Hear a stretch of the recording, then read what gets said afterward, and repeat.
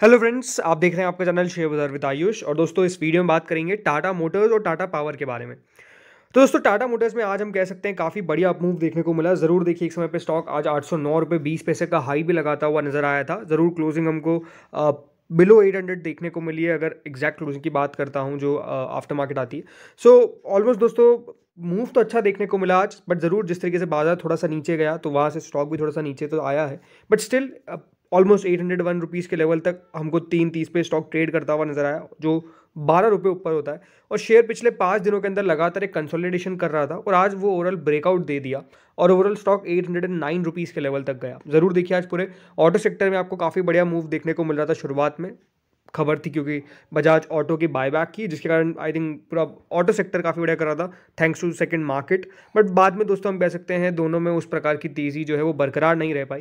लेकिन टाटा मोटर्स के लिए इंटरनली कुछ फैक्टर्स थे जिसके कारण दोस्तों स्टॉक जो है वो आज आपको चलता हुआ नजर आया। तो पहली खबर जो थी, तो दोस्तों टाटा मोटर्स ने आज एक कह सकते हैं सारे जो इनके ग्लोबल होलसेल्स के आंकड़े थे वो रिलीज़ करे। और जो रिलीज़ किए उसमें सबसे इंपॉर्टेंट आंकड़े थे जेएलआर के, जैगुआर लैंड रोवर के।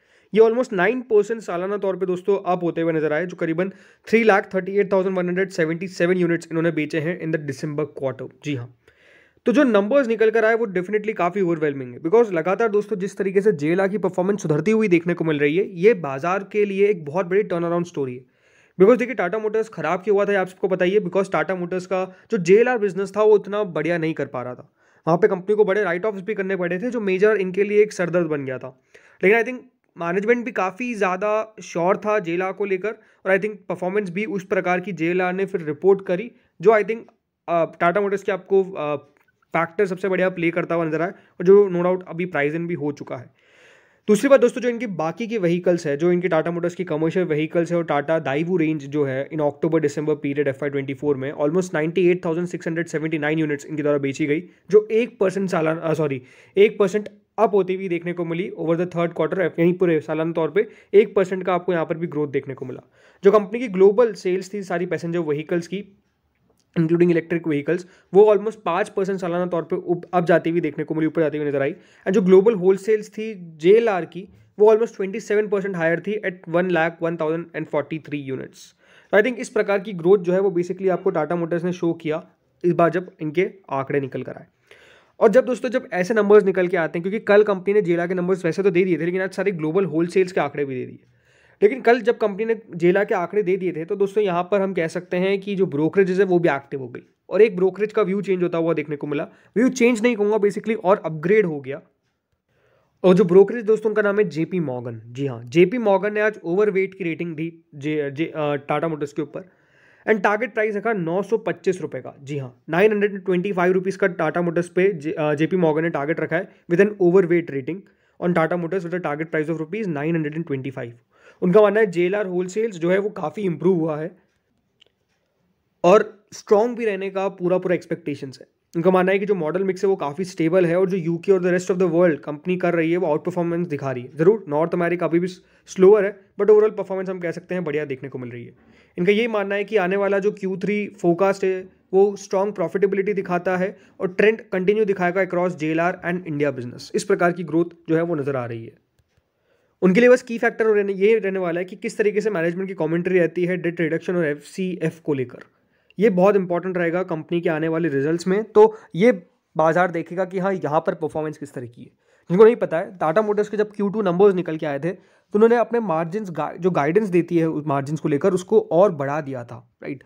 बहुत सारी कंपनी उस समय दोस्तों मार्जिन को घटा रही थी, बट ऑटो सेक्टर के अंदर ऑब्वियसली बहुत अच्छा तेज़ी था और ऑटो सेक्टर बढ़िया भी कर रहा था। इसीलिए टाटा मोटर्स ने दोस्तों अपना जो गाइडेंस था जेएलआर का लेकर, मार्जिन गाइडेंस, उसको इंक्रीज कर दिया था, और वो बहुत ही बढ़िया यहाँ पर पॉइंट था जो बाजार ने लिया। लेकिन ज़रूर देखिए, टाटा मोटर्स के लिए बहुत इंपॉर्टेंट है कि इस परफॉर्मेंस को कंटिन्यू रखना, राइट, क्योंकि एक समय आपको पता है कि टाटा मोटर्स के लिए काफ़ी खराब आपको गुजरता हुआ देखने को मिला है, और हम कह सकते हैं टाटा मोटर्स अब उस दौर से आपको काफ़ी आगे आता हुआ देखने को मिला है। सबसे बड़ा थैंक्स है स्पेशली इलेक्ट्रिक व्हीकल्स को। आई थिंक टाटा मोटर्स उसमें अभी भारत के अंदर तो बिल्कुल राजा, क्योंकि यहाँ पर इनके पास जितना बड़ा मार्केट शेयर है वो किसी भी कंपनी के पास नहीं है, क्योंकि उनकी अभी तक उतनी इलेक्ट्रिक व्हीकल्स आई नहीं है। बट ये आपको समझना पड़ेगा कि इलेक्ट्रिक व्हीकल्स उन सब कंपनीज की भी आएगी, मारुति की आएगी, M&M की आएगी, मतलब ज़रूर देखिए वो सब भी अपने एक्सपांड करेंगे, उसको डेफिनेटली उसके अंदर भी एंट्री लेंगे। तो उस समय ये है कि टाटा मोटर्स का शेयर ओवरऑल नो डाउट कम होगा, ऐसा नहीं है कि कोई कम नहीं होने वाला है, राइट। लेकिन कितना कम होगा ये कंपनी के ऊपर है, बिकॉज कंपनी का जो टाटा नेक्सॉन है उसको किस तरीके से और आगे लेकर जाते हैं। अब देखिए टाटा नेक्सॉन के अलावा भी उन्होंने कहा है कि उनका प्रोडक्ट पोर्टफोलियो 2025 तक और भी बहुत सारी गाड़ियां लॉन्च करेगा। तो आई थिंक वो सब चीज़ें जो है वो देखने वाली दिलचस्प वाली बात होगी, बिकॉज अगर वहाँ पे कंपनी ने बढ़िया कर दिया तो ऑल गुड, वहाँ पर वापस अगर कंपनी से चूक हो जाती है तो फिर प्रॉब्लम खड़ी हो सकती है। अब दोस्तों अगर टाटा मोटर्स को देखेंगे साफ साफ, तो स्टॉक जो है वो बेसिकली एक चैनल में ट्रेड कर रहा है, राइट। लगातार स्टॉक के अंदर आप देखेंगे अपसाइड देखने को मिल रही है।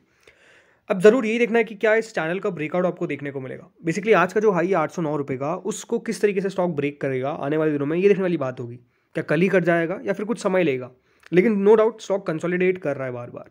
और हम कह सकते हैं जैसा आप साफ साफ देखेंगे चैनल में, जब भी देखिए उस चैनल के नीचे पॉइंट पाया स्टॉक ने काफ़ी स्ट्रॉन्ग सपोर्ट लिया है। जरूर इस चैनल को ऐसा नहीं कि बहुत तेज से ब्रेक भी कर दिया, बट इस चैनल के अंदर स्टॉक के अंदर ट्रेड आपको होता हुआ देखने को मिल रहा है। तो ये जब तक ट्रेड लगातार देखने को मिल रहा है तब तक बहुत बढ़िया है, राइट। स्टॉक में ओवरऑल आपको पता है ऑल टाइम हाईस पे स्टॉक ट्रेड कर रहा है, तो ऐसा कोई प्रॉब्लम नहीं है। तो यही है कि हाँ, इसके आगे आने वाली तेज़ी जो है वो कब आएगी, जब दोस्तों कंपनी के नंबर्स आपको अच्छा आते हुए देखने को मिलेंगे। वैसे एक्सपेक्टेशंस काफ़ी अच्छी ऑटो सेक्टर से इस बार भी, बट हाँ ये कि परफॉर्मेंस कंपनी इस तरीके से दे, इस तरीके से ग्रोथ अगर लगातार हुई तो बहुत बढ़िया है। वैसे आपको मैं बताना चाहता हूँ कि as a disclaimer Tata Motors मैं खुद भी होल्ड करता हूँ, टाटा पावर भी मैं होल्ड करता हूँ।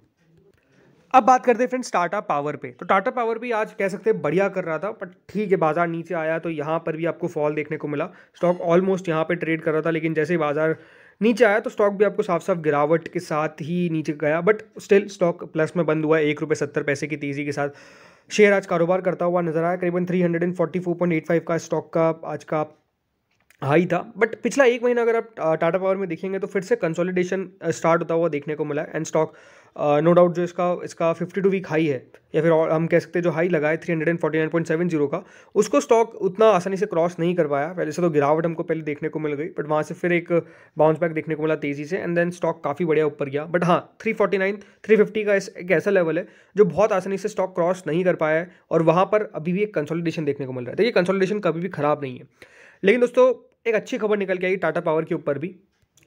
कंपनी ने दोस्तों 2 MOU साइन करे हैं, किसके साथ? तमिलनाडु गवर्नमेंट के साथ। जी हाँ, 2 MOU कंपनी द्वारा साइन किए गए to support the development of the state's renewable energy landscape and accelerate the country's clean energy transition. A regular filing said on Tuesday.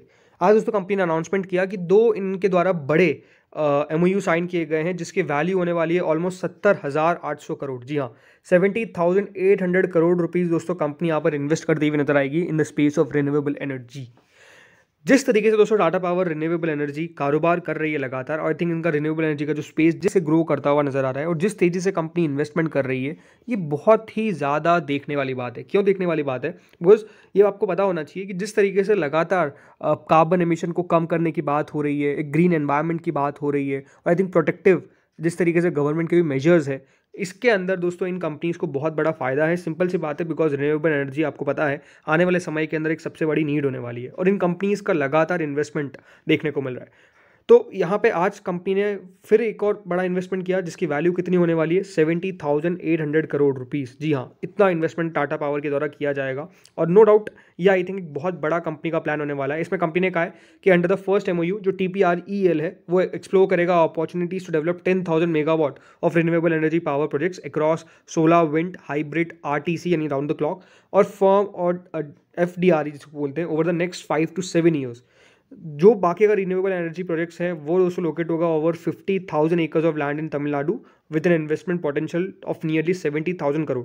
ये जो इनिशिएटिव है दोस्तों, ये ऑलमोस्ट 3,000 ग्रीन जॉब अपॉर्चुनिटीज़ भी create करेगा, ऐसा कंपनी का कहना है। तो आई थिंक एक अच्छी बात है, बट नो डाउट अगर आप एज अ इन्वेस्टर पर्सपेक्टिव से देखेंगे तो कंपनी का पैसा लगातार दोस्तों इस सेक्टर के अंदर लग रहा है। एंड याद रखिएगा, कंपनी जितना एक्सपांशन करती है, जितना ज़्यादा दोस्तों इन्वेस्टमेंट करती है सेक्टर के अंदर, उतनी ग्रोथ की पॉसिबिलिटी होती है। और लगातार दोस्तों यहाँ पर कि आपको बताइए कि देखिए तमिलनाडु गवर्नमेंट के साथ भी अभी पूरा उनका एक स्पेशल हम कह सकते हैं कि जो इन्वेस्टमेंट के लिए पूरा प्रोजेक्ट होता है वो चल रहा है। कल से गुजरात के अंदर भी स्टार्ट होने वाला है वाइब्रेंट गुजरात। तो आई थिंक यहाँ पर कंपनीज बहुत सारे अपॉर्चुनिटीज़ तलाशती है और उसके अंदर पैसा डालती है, ताकि देखिए उस स्टेट का भी विकास हो। डेफिनेटली कंट्री का तो होगा ही होगा, लेकिन हाँ स्पेसिफिकली उस स्टेट का भी विकास हो, एंड नो डाउट कंपनी की भी ग्रोथ आपको देखने को मिले। पोटेंशियली जो अनब्लॉक करना चाहती है उस सेक्टर के अंदर, वो कंपनी करती हुई नज़र आ रही है। स्टॉक में हम कह सकते हैं, देखिए स्टॉक में लगातार एक रेजिस्टेंस बन रहा था और एक रेंज के अंदर स्टॉक चल रहा था, लेकिन इस रेंज का ब्रेकआउट ओवरऑल दे तो दिया और स्टॉक उसके ऊपर अभी ट्रेड कर रहा है, राइट। लेकिन जैसे मैंने कहा 350 रुपीज़ एक साइकोलॉजिकल हर्डल है, जैसे कि 349.70 का इसका हाई है, वहाँ से स्टॉक थोड़ा सा नीचे चला गया था।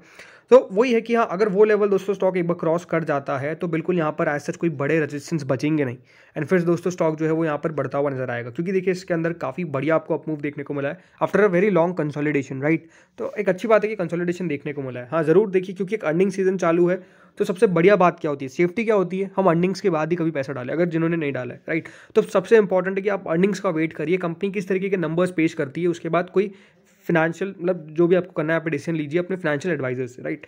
तो यही है, बाकी ऐसा कुछ जैसे मैंने कहा खास रेजिस्टेंस नहीं है। 350 रुपये का लेवल एक बार देखते क्रॉस कर पाता है कि नहीं कर पाता है, मार्केट पे भी डिपेंड करता है, बिकॉज बाजार भी उतार चढ़ाव दिखा रहा है। तो लेट्स सी होता क्या है। तो फ्रेंड्स इस वीडियो में इतना ही था, होपफुली आपको वीडियो बढ़िया लगा होगा। Thank you friends.